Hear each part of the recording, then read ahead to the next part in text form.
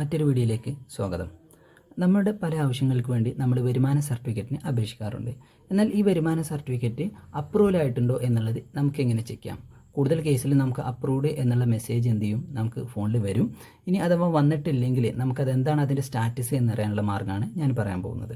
ഇപ്പോൾ എല്ലാവർക്കും അറിയാം, വരുമാന സർട്ടിഫിക്കറ്റ് നമ്മൾ ഓൺലൈൻ സേവനങ്ങൾ നൽകുന്ന കേന്ദ്രങ്ങൾ വഴിയാണ് നമ്മൾ അപേക്ഷ സമർപ്പിക്കാറുള്ളത്. അങ്ങനെ സമർപ്പിച്ച് കഴിഞ്ഞാൽ അവരെന്ത് ചെയ്യണം, അത് വില്ലേജ് ഓഫീസിലേക്കാണ് സമർപ്പിക്കുന്നത്. വില്ലേജ് ഓഫീസറാണ് ഇത് അപ്രൂവൽ തരുന്നത്.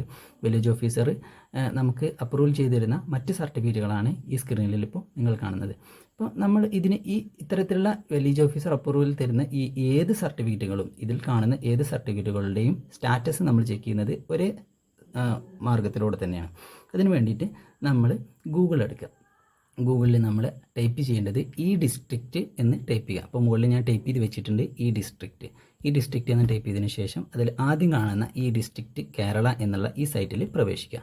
ഈ സൈറ്റിൽ പ്രവേശിച്ചതിന് ശേഷം ഇതിൻ്റെ മുകളിലായിട്ട് ഇവിടെ 3 ലൈനുകൾ കാണാം. ഗവൺമെൻറ്റിൻ്റെ ചിഹ്നത്തിൻ്റെ താഴെ 3 ലൈനുകൾ കാണാം. അതിൽ ടച്ച് ചെയ്തതിന് ശേഷം ട്രാക്ക് ആപ്ലിക്കേഷൻ എന്നുള്ളത് സെലക്ട് ചെയ്യാം. ട്രാക്ക് ആപ്ലിക്കേഷനിൽ നമുക്കിത് ഇവിടെ കണ്ടാൽ തന്നെ അറിയാം, ആപ്ലിക്കേഷൻ സ്റ്റാറ്റസ് എന്നുള്ളതാണ്. ഇതിൽ സർവീസിൻ്റെ നേരക്കുള്ള സെലക്ട് 1 എന്നുള്ള ഭാഗം ഞെക്കിയതിന് ശേഷം നമ്മൾ എന്ത് ചെയ്യുന്നു, സർട്ടിഫിക്കറ്റ് സർവീസസ് എടുക്കുന്നു. സർട്ടിഫിക്കറ്റ് സർവീസസിൽ നമ്മൾ ഇൻകം എടുക്കുന്നു. ഇൻകത്തിൽ നമുക്ക് കിട്ടിയിട്ടുള്ള അപ്ലിക്കേഷൻ നമ്പർ നമ്മൾ എന്ത് ചെയ്യണം, ഇവിടെ ടൈപ്പ് ചെയ്ത് കൊടുക്കുകയാണ്. ഞാനിപ്പോൾ ഇവിടെ ഓൾറെഡി കോപ്പി ചെയ്തിട്ടുണ്ട്, ഞാനത് അവിടെ പേസ്റ്റ് ചെയ്യാണ്. അങ്ങനെ ഇത് സബ്മിറ്റ് ചെയ്ത് കഴിഞ്ഞാൽ നമുക്ക് എന്ത് ചെയ്യാം, അത് അപ്രൂവ്ഡ് ആണെങ്കിൽ ഇതവിടെ താഴത്ത് പ്രിൻ്റ് എന്നുള്ള ഓപ്ഷൻ വന്നിട്ടുണ്ടാവും. ഇനി അതല്ല, അത് മറ്റെന്തെങ്കിലും കാരണത്താൽ അത് തടസ്സപ്പെട്ടിട്ടുണ്ടെങ്കിൽ അത് റീസബ്മിറ്റ് എന്നുള്ള ഓപ്ഷൻ കാണിച്ചിട്ടുണ്ടാവും. അല്ലെങ്കിൽ അത് പ്രോസസ്സിംഗ് ആണെങ്കിൽ പ്രോസസ്സിംഗ് എന്ന് കാണിക്കാം. ഇത് നമുക്ക് പ്രിൻ്റ് അമർത്തി കഴിഞ്ഞാൽ നമുക്കിത് എന്ത് ചെയ്യാം, ഡൗൺലോഡ് ചെയ്തെടുക്കാൻ കഴിയുന്നതാണ്.